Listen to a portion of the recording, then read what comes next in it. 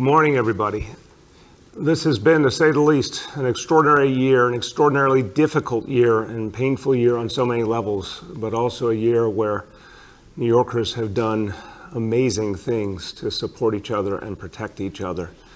And New Yorkers have been so vibrantly thinking about the kind of city that we need to be going forward. People have really gotten involved in talking about how we have to address the disparities, the challenges, the unfairness that's still too much of life in the city that has to be overcome. And this is something that people are feeling obviously all over the country. And now, after months and months and months of all the frustrations, all the questions, all the challenges, 2 weeks from now, people get an opportunity to decide the future direction of this country and to express everything we feel and use our democratic process to determine our course forward. So we're now in the final days before the most important election of our lifetime. We're going to talk today about some of the things that are so important to get people ready to fully participate, and particularly the fact that early voting starts this Saturday. So it's really happening now, and want everyone to know all the details, how to engage and get questions answered, make sure that everyone knows how to participate fully. But before that, let me give us all an update on what's been happening in our efforts to fight back the virus. And we're going through some challenges, but we're also seeing some really, really positive developments. And I want to talk about the importance of testing. Look, we've said it from the beginning, it just proves more and more true all the time. The more people get tested, the better we know what's going on, and the better we can act. And from the beginning, we've said to people how important it is to just not doubt or question the testing process, but go out there and participate. It's very fair for New Yorkers. New Yorkers always ask tough questions, but really a lot of people have talked themselves out of getting tested when it would be better for themselves and all of us for people to just go and experience it and participate and help us get the truer look on what's happening at over this whole city.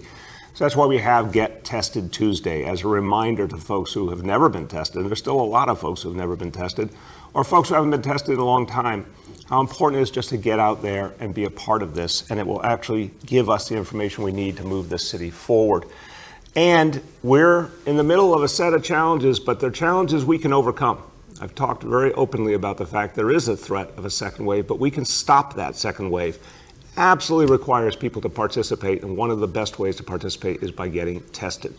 Now, in our school system, our public schools, we, from the beginning, determined that we would have a regular testing program, a mandatory testing program, every month, every school. And as we have started that testing program, we've just seen remarkable results. And this is a testament to everyone in our school system, the extraordinary work our staff, our educators, parents, kids, everyone has done to make sure our schools are safe. So now, after we've had testing in hundreds of schools, 16,000 plus test results have come back. Only 28 students and staff have tested positive in our entire school system after more than 16,000 test results have come back. That is a positivity rate of 0.17%. This is really extraordinary. I want to emphasize, we all focus on our challenges and our difficulties, but let's take a moment to celebrate what the people of New York City have achieved. A 0.17% positivity rate. That's unbelievably good. And that means that all those precautions that have been taken in our schools are working. When we said we were taking a global gold standard approach to our schools, that's exactly what's happened.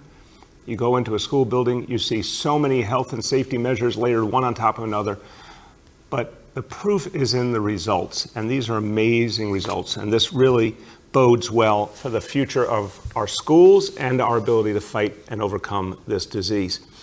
Now, I want to remind all parents, all staff, the entire school community, we really want everyone to get involved in testing. And to do that, we need people to fill out those consent forms. So again, a reminder to everyone, particularly parents, go online, fill out that consent form, go to your account with the school system and do it that way, or you can fill out a paper form and send it back into school. But this testing is working and is helping us keep our schools safe and is helping our city move forward. Now, back to this historic moment, 14 days, 2 weeks to go. And in fact, if you are really itching to vote, you can vote starting as early as this Saturday, October 24th, and early voting will continue from this Saturday all the way to November 1st. Remember, voting is considered an essential service, just like the essential businesses that stay open. Voting sites will stay open throughout the city. All early voting and election day sites will be opened as planned, every borough, every neighborhood. And of course, if you prefer not to vote on election day or not even to early vote, you can still vote by absentee ballot. That deadline is coming up soon. So we are really pushing the Board of Elections to get clear information out, to not make some of the mistakes they've made previously and make this an easy, positive experience. But we're not just pushing them, we're doing our own work here at City Hall to get the word out, to encourage people, to give people answers, to make sure folks know that voting can be easy and safe. And our whole Democracy NYC team has been deeply involved in getting people engaged more than ever before and showing people that everyone needs to participate. So here to talk about this effort, my senior advisor and general counsel to Democracy NYC, Laura Wood. Thank you, Mr. Mayor. As the start of early voting approaches, we want to emphasize that voters don't have to choose between their health and their right to vote. And the Democracy NYC team is working hard to make sure that New Yorkers know how to vote safely. To that end, with the Department of Health, we've developed a How to Vote Safely During COVID fact sheet. Starting this week, the fact sheet will be available at city COVID-19 testing sites citywide, including in the hotspot areas. And it can be downloaded at nyc.gov/votesafe in 13 languages, the top 13 spoken citywide. For those who choose to vote in person, voting safely largely reflects the core four. Wear a face covering, keep your hands clean, try to keep 6 feet apart from others, avoid crowds, and if you're feeling sick, pick a different day to vote. And this year, that is easy because you can avoid crowds by voting early. Early voting, as the mayor said, starts this Saturday, October 24th, and runs for 9 days through November 1st. That includes 2 full weekends and 5 weekdays, with early morning and evening hours available. Additionally, Democracy NYC, in partnership with the Civic Engagement Commission, has developed PSAs on voting by mail, early voting, and voting rights at the polls. Starting this week, we will be running targeted ads in hotspot zones about voting absentee and early voting. These ads will run on broadcast, streaming, and social media platforms through November 1st. Lastly, we are making sure that New Yorkers have safe transportation options to get to the polls. As the mayor announced last week, we've partnered with Curb to offer $5 off yellow and green taxi rides during the early voting period. If you want to take advantage, you can download the Curb app and use the code Vote Early from October 24th through November 1st. Today, we're announcing a partnership with Citibike. New Yorkers can get 50% off Election Day rides, up to $10 from 4 a.m. to 11 p.m. on November 3rd. Use the code 2020VOTE on the Citibike app to access the discount. Again, I want to encourage everyone to take the time to make a plan to vote. Choose how and when it's best for you and make your voice heard. With that, I'll turn it back to the mayor. Thank you so much, Laura. Thank you to you and everyone at Democracy NYC. And I know for all of you, it is a labor of love to spread the word and get people engaged and make sure voting is easy and safe. And we're going to do that to make sure all New Yorkers get involved. Now let's talk about another effort where we worked so hard to get everyone involved. And I have to say, this is really ultimately a pretty amazing story and a tough challenge that, as usual, New Yorkers met and exceeded all expectations. That this is about Census 2020. We're now able to talk about our results.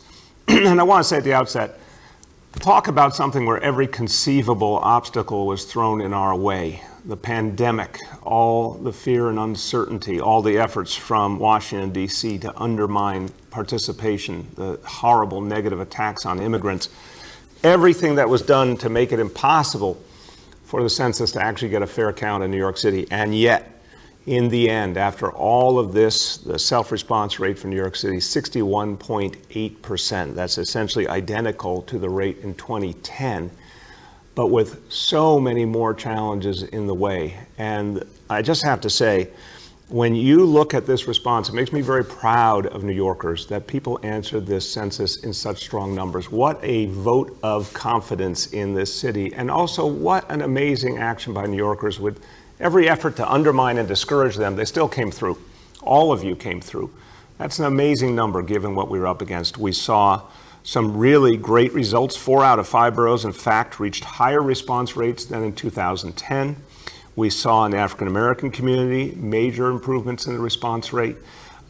This is something that everyone should be proud of, but I particularly want to thank our incredible census team that took on this challenge, and they had no quit in them. No matter what was thrown at them, they kept fighting. And I want to thank our director, Julie Menon, and her whole team, and the incredible partners all over the city that joined together. They just would not give up. And when you heard people say, make sure you're counted, they meant it. And they went out there and they did it. So Julie, congratulations to you and your team. Tell us all about the final results. Thank you so much, Mr. Mayor, and I want to thank you for your support of our efforts, and also thanks to the City Council. So as the mayor said, no census has faced headwinds like the 2020 census, whether it was the attempt to add the citizenship question, underfunding the census, constant attacks by the White House, or literally the Supreme Court cutting short our deadline by 2 weeks. And if that were not enough, having the fact that when the first mailer went out in March to New Yorkers, COVID hit, and we were literally the epicenter of this global pandemic. As a result of the pandemic, our effort to open over 300 census centers was stymied. And I mention that because in a city where a third of New Yorkers lack access to broadband, that is a true impediment. Now, before COVID hit a year ago, the U.S. Census Bureau predicted that our self-response rate would be 58%. And I'm so proud to announce today that not only did our team reach 61.8%, but we beat LA and Chicago and Boston and Philadelphia and Miami and Dallas and Houston and many other areas. And we also beat the U.S. Census Bureau's prediction pre-COVID by close to 4 points. So why is that important? It's so important because for every household over 2 people that is counted, that brings New York City $7,000 per year, or $70,000 over 10 years, not to mention, of course, the importance of the political representation. We could not, as the mayor said, have done this without our closest partners, our citywide partners group, our complete count fund of grantees, faith-based organizations, labor unions, volunteers, and so many others. We have a slide here about the neighborhoods that have improved the most, so I'll quickly go to that. And you can see the Bronx, Parkchester, Queens, Laurelton, Brooklyn, Prospect, Lefferts Garden, Staten Island, Park Hill, and Manhattan Central Harlem. But we have so many other good stories to tell. Just briefly on the data, our team sent 7 million texts, 4 million phone calls. We had over 1,000 events. And through our outreach, we assisted 500,000 households to actually complete the census. And the digital ads drove over 1 million clicks-throughs to the census website. We had 34 media campaigns in 27 languages. And we had everyone from Cardi B to Alicia Keys to Lin-Manuel Miranda to Cal Penn, as well as everyday New Yorkers. And while we certainly have so much to be proud of, the fight isn't over. So I do want to close with the fact that we want to ensure that the count is accurate. President Trump will be in office in December, irrespective of the election, and so we will obviously closely monitor the data because we know certainly that there were some issues regarding the door knocking. And we also remain a plaintiff on the case led by Attorney General Tish James before the Supreme Court on November 30th in the Trump administration's attempt to exclude undocumenteds from congressional apportionment. So we need to still remain vigilant. But in closing, this campaign really proves that through the right and smart investment and outreach, New Yorkers really come through, and we are thrilled with the results today. Thank you, Mr. Mayor. Thank you so much, Julie, and everyone. Look, this is about the future of this city. So your effort to respond to this census now is going to give us a much greater sense, a much greater ability to get our fair share. And this is what the census was always about, getting our fair share. And because New Yorkers came through, we're going to have much more chance of actually getting what we deserve from Washington. But as Julie said, these next weeks ahead are crucial to make sure that what happens from this point on is fair. And that's why we're going to be engaged in the court process to make sure that what happens in Washington now doesn't further undermine a fair count for New York City. So thank you, Julie. Thank you to your whole team. Okay, with that, everybody, let's go to indicators. Okay, number one, daily number of people admitted to New York City hospitals for suspected COVID-19. Threshold 200 patients. Today's report, 62 patients with a confirmed positivity rate of 19.7% for COVID. Number two, new reported cases on a 7-day average. Threshold 550 cases. Today's report, 496. And number three, percentage of people tested citywide positive for COVID-19. Threshold 5%. Today's report, 2.52%. And today's 7-day rolling average number is 1.58%. Few words in Spanish. Solo faltan 2 semanas para el día de elecciones. El martes 3 de noviembre es nuestro deber votar. En nuestra ciudad, la votación temprana inicia este sábado, 24 de octubre, hasta el domingo 1 de noviembre. Todos los sitios van a estar abiertos para votar temprano y el día de las elecciones, incluso las escuelas y edificios que ahora están cerrados por el coronavirus. With that, we will turn to our colleagues in the media, and please let me know the name and outlet of each journalist. Hi all, we'll now begin our Q&A. With us today we have Health Commissioner Dr. Dave Chachki, Senior Advisor Dr. Jay Varma, Laura Wood, Senior Advisor and General Counsel of Democracy NYC, and Census Director Julie Menon. With that, we'll go to Narmeen from Pix11. Hi, Mayor. Good morning. How are you? Good, Narmeen. How are you? I'm doing well. Wanted to touch base with you a little bit more about those daily indicators and whether you've had any more conversations with the governor about what could potentially be coming tomorrow about those zoning changes and the maps changing at all. I know a lot of folks are waiting to hear what can come. Look, we are also waiting to get the final word from the state, but we're hopeful about Central Queens. Obviously, we have to look at data every single day. And sometimes you have a variation in the data that causes a concern. But if we continue to see what we've seen for the last few days, I have every expectation that the state is preparing to act to remove restrictions in Central Queens. But again, pending final confirmation, pending final look at the data. We got some more to do in some of the other neighborhoods. But I have to say, again, what we're seeing in Central Queens reminds everyone that we can move through this quickly, that if folks go out and get tested, that we can get through this quickly. If folks do the social distancing and wear the mask, we can get through this quickly. So hopefully we get good news on Central Queens soon, and then the other areas soon thereafter. Go ahead. Mayor, sticking to that a bit, I know you were a bit reluctant to talk about zip code by zip code understanding of how the numbers are doing in other red zones. But I wonder if you can give us a better understanding of how other parts of Brooklyn and Queens are doing outside of Central Queens. Are we seeing a continued leveling off? Is it slightly going up? Is it going down? Is it where you want it to be? Yeah, we're definitely seeing a leveling off all over the city. As you saw that 7-day rolling average number.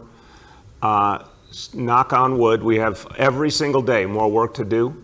And again, we're not out of the woods in those red and orange zones. But in general, the city continues to do well. And the key here is across the city to encourage more testing. We have a lot of areas where I'd like to see more testing. We definitely want to keep reminding people, I know there's fatigue out there, but how important it is to keep wearing the masks. So that work is going to deepen. We're going to address these immediate problems and then continue to do that outreach all over the city. But overall, we do see a leveling off across the city. Next up, we have Jacob from Jewish Insider. Good morning, Mr. Mayor. How are you? Good, Jacob. How are you? I'm doing great. So there was a report, and I just wanted to see if you can confirm that you met with Orthodox Jewish community leaders yesterday. And the report says that both community leaders and yourself expressed certain regrets on the approach they took early on. And I wanted to see if you can expand on that, whether you think that the community and city government is on a reset. Well, I think we absolutely need a positive reset, Jacob. It was a very moving meeting, a very productive meeting. Group of leaders from Brooklyn and Queens, some of whom I've known very, very well for as much as 20 years. And a very honest meeting. We really took our time to talk through everything that had happened from the beginning of the pandemic and how painful it's been for everyone and how confusing it's been. But I think what the meeting really helped me to appreciate is that so many people in the community have suffered. And they need to know that we as the city government understand their suffering, understand the difficulties the community's gone through, understand the fears that people have, rightfully, of discrimination, and that we need to hear each other more and understand each other more. I did express my regrets. Look, I think in the beginning of this process, I thought we had done some good work to communicate with community leaders about how important it was to all work together. And I thought I saw really good results from that. Honestly, I did see really good results from that. We had amazing support from community leaders and institutions. And I said at the time, including doing really tough things like closing houses of worship voluntarily at the height of the crisis in March and April. But, you know, I look back now and understand there was just more dialogue that was needed. I certainly got very frustrated at times when I saw large groups of people still out without masks, but I think more dialogue would have been better. So I certainly want to express my regret that I didn't figure out how to do that better. And obviously, you know, that one night in Williamsburg, I let my frustration and concern get away with me, and I should have been more careful in my language, and I've expressed my apology for that before. But I think it was a good, honest conversation about how hard it is to get people in the community to understand in an ever-changing environment why the information coming from the government is something they can have faith in when there's been so many changes, so many mixed messages from Washington, D.C. And I think the number one takeaway from the meeting was more dialogue, more communication is the way forward. Go ahead, Jacob. You mentioned mass testing and that the numbers are leveling off in certain red zones. Do you have a specific indication where mass testing has indicated a better sample of what the real positive rate is, or is it just leveling off because we are seeing people comply more carefully with the guidelines? Look, I think it's honestly a bit of both, Jacob. I think what we learned long ago in places like Sunset Park and Soundview is when you alert people to a problem and you educate and you do mass distribution, things like that, it really does help get folks to be more disciplined. We certainly see in the red and orange zones more and more people wearing masks, more and more people practicing social distancing. That really helps unto itself. But I think obviously, you know, anytime you get more testing, you get a better look at things. And in a lot of the city, I think folks were getting to pretty low levels of testing. And, you know, there's still, as I said, a lot of New Yorkers never got tested at all. That actually makes it harder to understand what's going on. So I think we clearly are seeing an uptick in testing now that we've sounded the alarm. And it does not surprise me at all. The more testing, the clearer picture. And typically what we found is the more testing, the better the picture becomes. Next up is Bob from the Chief Leader. Good morning, Mr. Mayor. How are you, Bob? Okay, I'm a little bit concerned. I did see this study from New York School of Global Public Health that looks at TW Local 100 and the status of the workforce there. They're reporting that based on their survey, which does reflect the demographic of the workforce, our essential brave workforce, 1 in 4 TW Local 100 members working for the MTA may have contracted COVID, and 90% if you're getting the virus at work. This is the first of its kind. It has some limitations, but I'm wondering if this doesn't show that we really need more attention, even as we struggle with the election and the rest, to looking at the occupational consequences of living with this virus. Yeah, Bob, that's a really good point. There is no question, so many frontline working people showed up and put themselves forward to protect everyone else and help everyone else and keep the city going and keep, in the case of our transit workers, because of them, all of the other essential workers were able to get to work and keep the city going, starting with the healthcare workers. So the transit workers played a really heroic role. But we do need to look really carefully at what the lasting impact is and support people. Right now, we're obviously trying to overcome the crisis in front of us, but I think you're right that this is going to be an important issue going forward to the city. How can we help those who did so much for us? Go ahead, Bob. As a follow-up, one of the things that comes out of this survey that's of concern and kind of ties into the overarching theme of the election is that the members responding are evenly divided, with like 31% to 32% not having confidence in any vaccine the government might offer. Can you talk about, and you've been dealing with this now, the challenge of having, this is a town and first responders that remembers the EPA guarantee about the air being safe to breathe in Lower Manhattan. How can government rebuild this trust that has suffered, quite frankly, through this crisis? Bob, I've known you a long time, and you often ask profound questions, and this is one of them. I'm going to start and turn to Dr. Varma and Dr. Choksi, because we all were talking about this yesterday.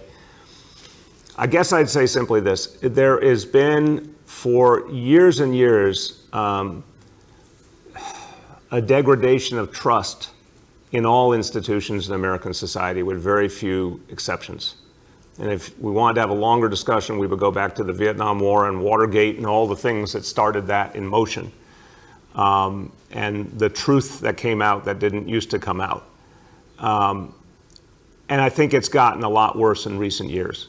And I think history is going to show that lack of trust was deeply intensified during the time of the Trump administration. But that is not a permanent feature. It's something we can overcome. And I think what you find is that people actually do have a lot of trust in that which is most local to them.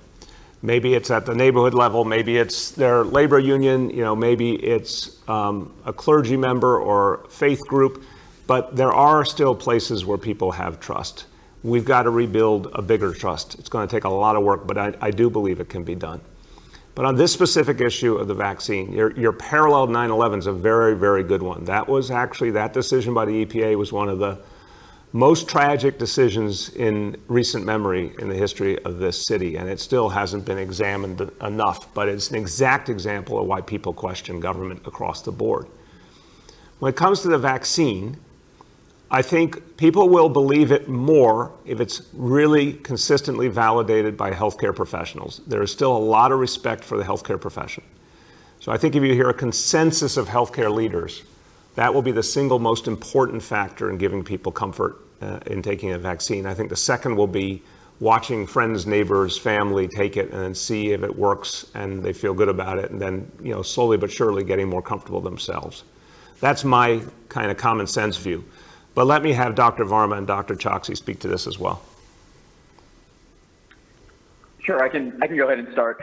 I think everything the mayor said is right on target, and I can tell you from my own personal experience working on devastating outbreaks throughout the world, that loss of trust in institutions and science is really what helps fuel and propagate epidemics. So when it comes to something as important as a vaccine, I do feel confident that, the scientists working in FDA, and in fact, the scientists working at the companies that are developing this are really committed to making sure that any vaccine is safe and effective. Nevertheless, we have seen the possible influence of pressures on organizations and institutions. So it's very incumbent upon us as the health officials that are tasked with helping New Yorkers fight this virus, making sure that we independently and accurately also assess and endorse the quality of that information. And then, of course, for people to have discussions with their trusted advisors, obviously their family and friends and colleagues, but also their medical providers. And I do have a lot of confidence that if there is that independent assessment outside of the federal government and industry, that we will be able to gain the trust when there is a safe and effective vaccine available. Dr. Choksi, you want to add? Yes, thank you. I'll just add one brief point here, which is first to underline, yes, how important and how much of a pillar this idea of addressing trust will have to be to our vaccination strategy for COVID-19 in New York City. The piece that I wanted to build upon is the idea that healthcare providers, clinicians, will be a central part of this. And in fact, in the study that you cited, Bob, one of the things that rose to the forefront was the idea that people still do trust their doctors. As someone who has practiced primary care for several years, there's no substitute for the relationships that are developed with one's patients, going through thick and thin with them for momentous decisions like these. So a big part of what we will do is not just the overall citywide public messaging about the science, about the validity of the studies that we're looking at, but really working hand in hand with trusted community physicians and other healthcare providers as well. Go ahead. Next, we have Yoav from the city. Can you hear us? Yeah, can you hear me? There you go. Okay. Yesterday you mentioned that you had some concerns about the level of testing in the Brooklyn cluster. The only data that we have available is over a 4-week stretch. So I'm wondering if you can just perhaps provide more specifics on what's happening there, and if you have any more recent data or your team, would you guys be able to provide it so we have a more clear picture of what's happening? Yeah, we'll keep providing, any data we can, with the clear point I made yesterday that we want to make sure there is not further confusion. City put forward a vision of how to address this immediate problem. State had a different approach. We're aligning to the state's approach. We really want to make sure that alignment is clear going forward until this immediate problem is over. When this is over, I want us to resume what we've done with our data. But in terms of testing, and this was actually a topic last night at the meeting I had with community leaders, we've seen some really positive examples of high levels of testing.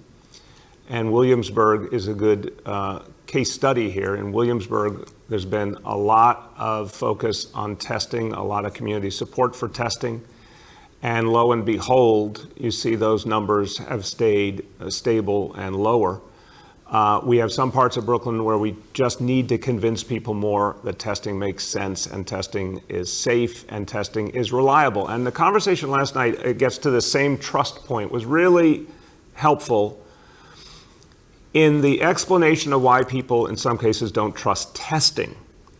All the different things that have been spread to discourage people from testing. Some of it aligns to the reality of we saw back with the measles crisis, as sort of the anti-vaxxer movement, a variation on that, just discouraging belief in science, belief in anything the government is doing. Some of that's ideological. Some of it is folks hearing rumors that if they got a negative test, it wasn't going to be counted, and therefore why should they go out and get tested? We have to actually do a better job of addressing each and every one of these concerns. And Dr. Katz, who was a part of the meeting last night, was really struck by that point that if folks don't believe that their test result will be accurately reflected, that actually discourages testing instead of encouraging it. So we have to go a lot deeper into the community to say to everyone, in fact, Williamsburg's a great example. The more you get tested, the better look we get at what's happening in the community, and the greater likelihood that the proof is there that restrictions can be removed. Go ahead. Well, to be honest, I don't want to waste my I don't want to waste my second question on a follow-up, but I was seeking, more specifics as far as, which neighborhoods and what the numbers show. I wanted to ask about a different issue, which is the city's creation of a nonprofit, and it looks like a purchase of Reliant, the bus company. I'm just wondering why it makes sense during a financial crisis to make a move that appears to be intended to save money over the long term, but where all of the investments are going to be on the short term. Let me tell you about my experience with the schools that certainly led me to believe this was good policy, and we saw this with the work of our custodial services team as well. When that was the first experience we had of saying, how do we have such crucial services in our schools that are not part of the public sector? And it led to all sorts of problems. And the history around, going back decades around the problems with custodial services was pretty clear. We created a public nonprofit approach that really improved the work of custodial services and became the template for what we looked at here with school buses. With school buses, and I go back, not only as someone who was a school board member in Brooklyn long ago, but also as a public school parent, the whole reality of school buses has been, many, many companies, all different, question marks every year about how the school year would begin, whether the service would be there, obviously the threat of strikes, so many different pieces. And the question always was, could we create a more rational approach?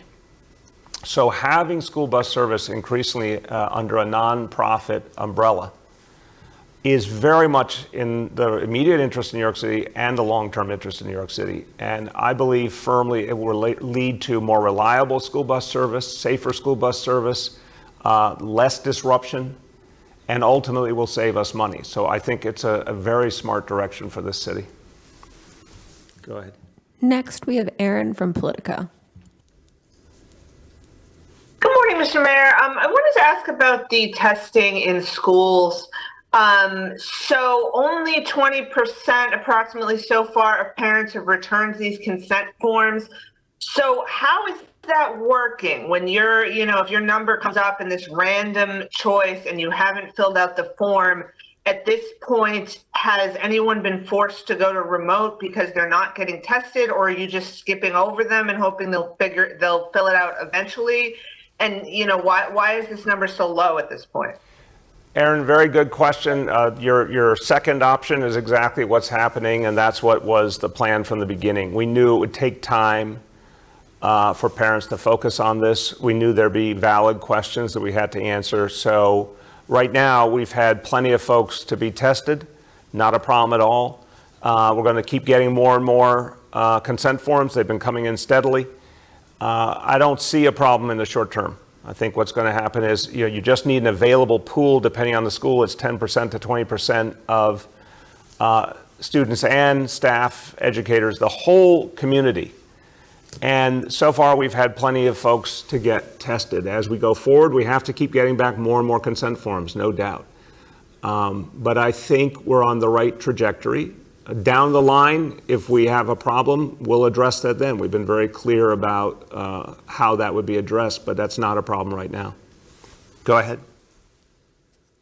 All right, thank you. And then we haven't talked for a while about deaths from this disease, but with this latest spike, I just wanted to get the update. Obviously, it's thankfully so much lower than it was once. But what are we seeing on average in terms of, New Yorkers who are still dying from this disease, in terms of the numbers?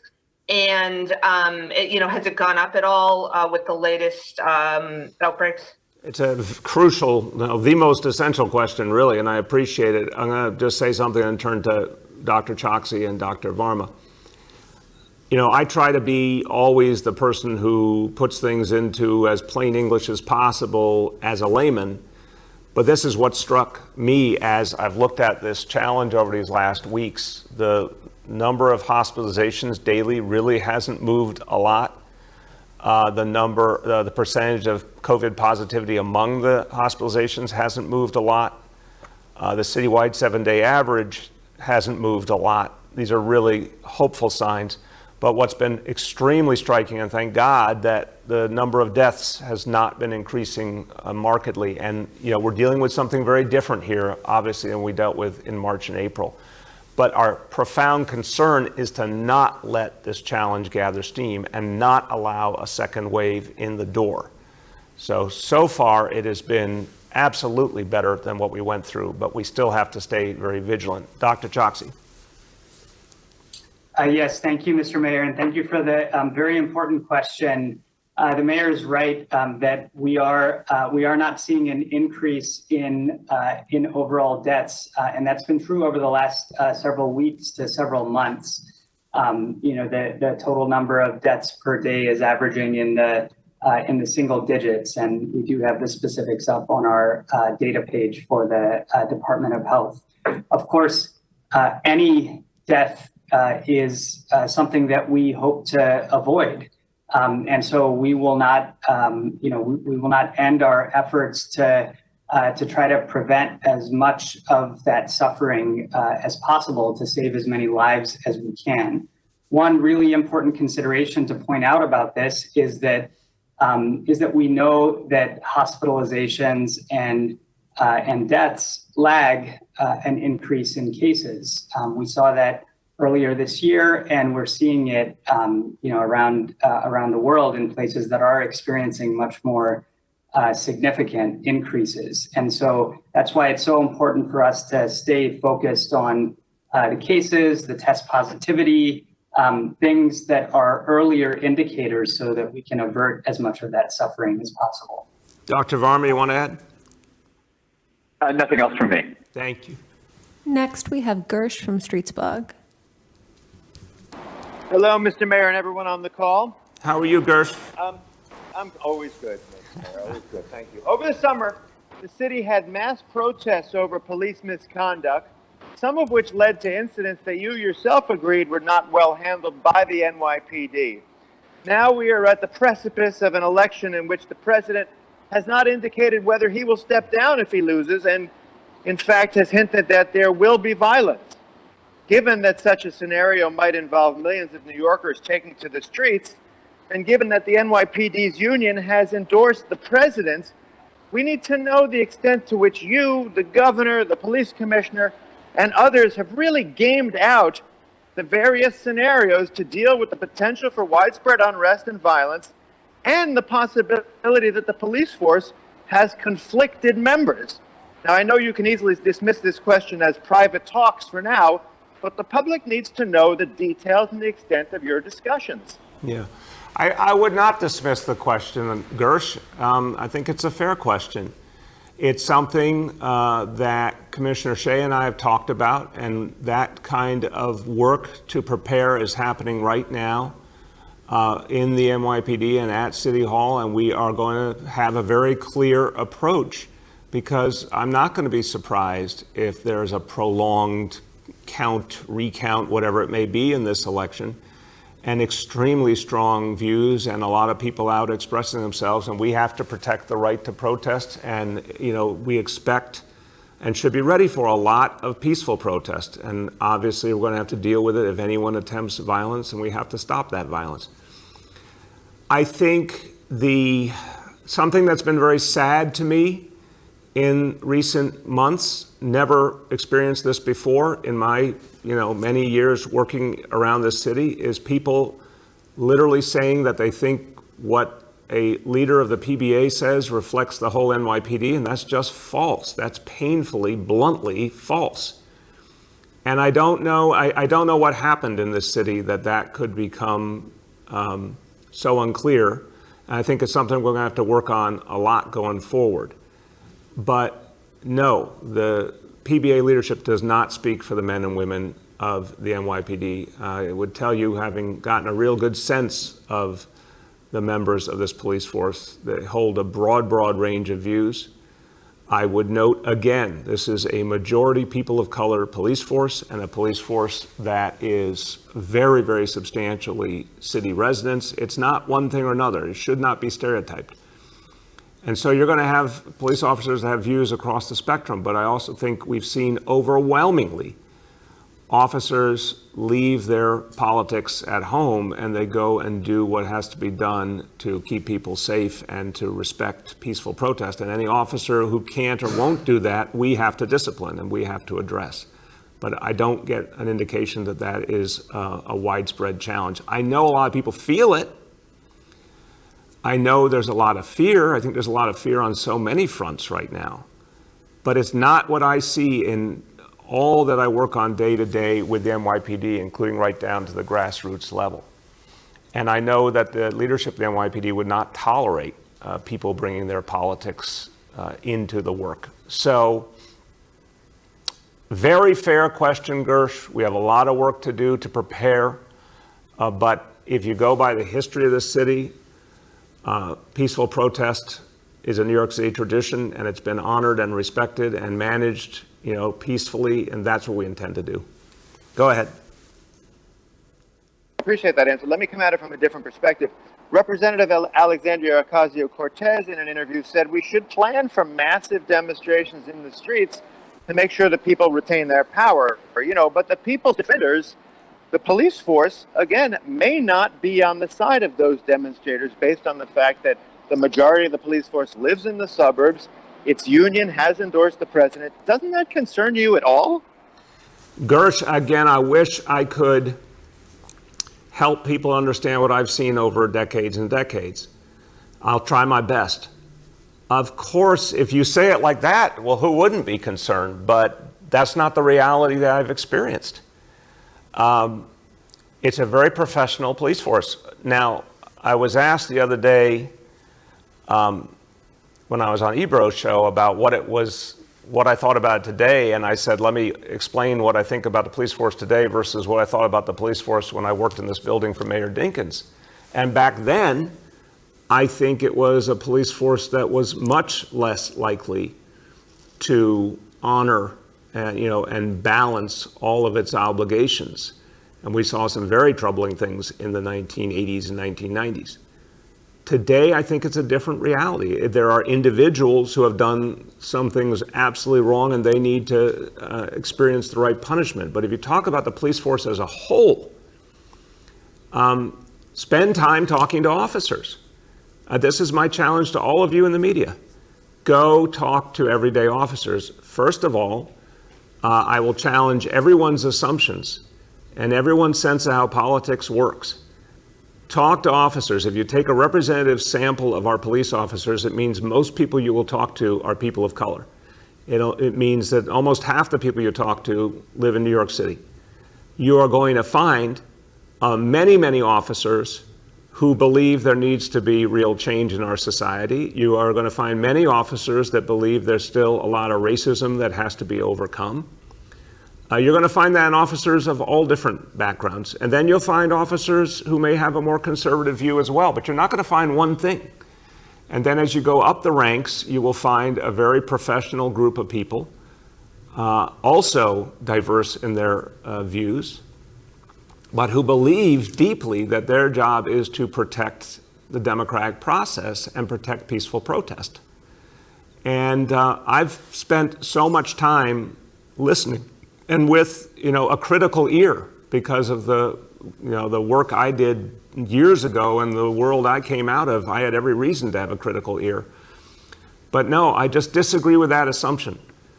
I think it would be more constructive for us to say, okay, let's talk about what it's going to take to protect peaceful protest. You're absolutely right. We should assume there'll be a lot of it. And if there's any effort by President Trump to undermine democracy and stop the will of the people, I would expect New Yorkers to turn out and fight against that and peacefully, and I would expect partisans of President Trump to come out. The NYPD's job is to make sure that all of that is handled peacefully and honored.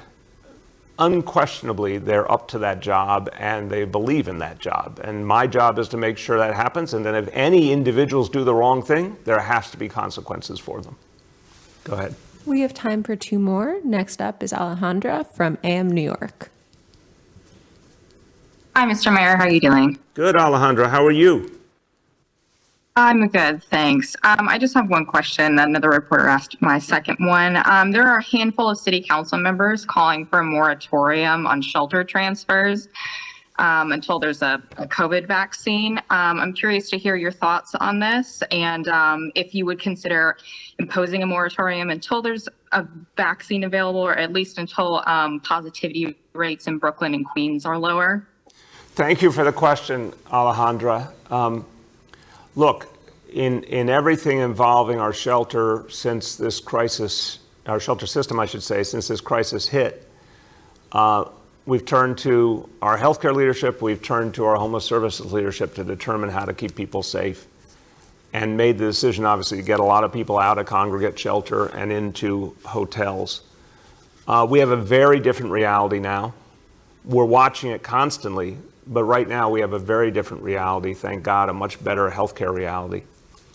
And even though the process of going back to congregate shelter will be a long one, and I think on that level, I don't expect to see a lot of changes in terms of going back to congregate shelter anytime soon. But in terms of going, for example, a situation like we're talking about now, getting out of a hotel to get people to an actual shelter with services, I still think that makes sense. In fact, it's the safer option because the services are there, the healthcare is more available. And we also have to remember, we have to be able to pursue more than one goal at once. And the hotels just are not the ideal option for homeless people. It's not the best way to support them on their path, out of shelter and to affordable housing. So I would not think in terms of a blanket approach. I think we have to put the healthcare considerations front and center, and we have to be particularly careful about anything that might involve going back to a congregate setting. And none of the things that have been talked about in recent weeks have to do with those congregate settings. Those are a whole different topic that we have not addressed so far. Thank you, Alejandra. Last, we'll go to Katie from the Wall Street Journal. Katie, can you hear us? Hello? Can you hear me? Try again.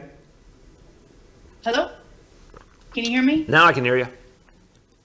You got me. Great. Thanks. I wanted to go back to something that Yoav had asked, and it is regards to the data. There has been a discrepancy between the city and state data since COVID began. There were always different numbers. They said it was down to some sort of delay. So I guess the question is, why now that you have parts of the city shut down due to rising COVID rates? Why now would you stop releasing this data that could be the difference between a child going back to school or not? It seems that, again, it's sort of, you're afraid we're going to be confused, but I guess we've been confused since March because there's always been this. So why not just release the data as you have it so we all know what's going on? Yeah, I understand the question. I would just disagree that because there's been a difference in the data before, we should take an action now based on that. I would say no, we have a very specific and very brief reality, literally a matter of weeks from everything I can see. I presented a plan, the state came in with another plan, we're aligning to the state plan. I want to get through this period. Again, I'm hopeful very soon we're going to start to come out of restrictions in central Queens and then in the other parts of the area over the next couple of weeks. Clear the slate, and then what I want to do is go back to a focus on providing the data regularly by zip code and make that the coin of the realm. And we're going to have that conversation with the state as well about the virtue of that approach because I just think it's easier for everyone to make sense of. But I want us to get through this immediate period without creating even another level of confusion, and then we're going to clear the slate and start over and put out the data on what we think is the most accurate basis. Go ahead. Thanks. And my second question is a follow-up to something that Erin asked. It is in regards to the permission slips, I guess, to get tested in schools. I know it's a 20%. So is there a concern that there are students who could have COVID but are not being tested because those consent forms are not filled out? And if so, I mean, is our percent positivity rate in schools, could it not be completely reflective of the reality in our schools? Well, Katie, I understand the question, but I would say, you know, the results we're seeing in the schools, first of all, are just extraordinarily clear and consistent. We're talking about the monthly testing that we've now started. We're talking about the new testing we're doing in certain areas based on the state mandate. Everything has been coming back the same. Like you remember even before school began, we started with several tens of thousands of teachers and staff we tested ahead of school. Consistently, we're seeing an incredibly low positivity rate. We're also encouraging families to go get tested outside of school and making that free and available anytime. So I do not have the impression that the approach we're taking is missing any kind of bigger reality. I think it's so consistent, the numbers we're getting back. We're going to encourage parents in every way to sign those consent forms. I do think some parents have questions they need answered. They need to talk to doctors. We're facilitating that. Or they need to speak to someone in their own language. We're facilitating that. There's legitimate things we have to work through with parents. But I think what you're going to see is the vast majority of parents over time are going to sign up. They're going to think it's something that is good to do. And if some choose not to, that's their right. But I think the results right now are really speaking for themselves. Okay, everyone, look, as we conclude, again, 2 weeks to an extraordinarily important day for this city and this nation. And I think we have to think of it this way, that we've been through so much. We now have to really look forward. We have to look forward to the changes ahead and the hope ahead. I often get a lot of wisdom from the person I share my life with. And our First Lady said to me the other day, think of 3 things: election, stimulus, vaccine. And I think she's right, that those 3 key moments are going to really help us forward. And I think we're going to see hope by the people coming out and expressing themselves. I think there will be a stimulus, not soon enough and big enough, but there will be a stimulus sooner rather than later. And there will be a vaccine. I don't know anyone in the healthcare profession who doubts that there will be a vaccine and it will happen in 2021. So let's focus on the future and let's focus on the rebirth and let's see this as the first step to that rebirth together. Thank you, everybody.